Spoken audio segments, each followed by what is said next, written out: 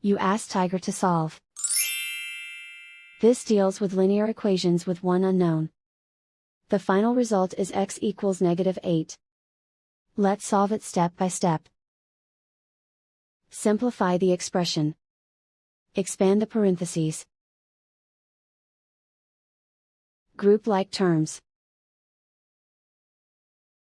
Simplify the arithmetic.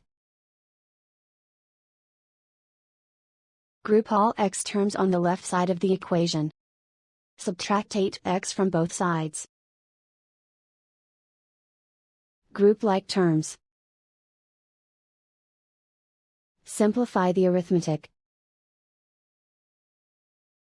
Group like terms. Simplify the arithmetic. Group all constants on the right side of the equation. Add 9 to both sides.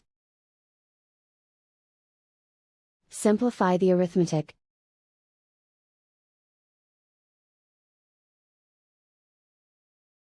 Isolate the x. Multiply both sides by -1. Remove the ones.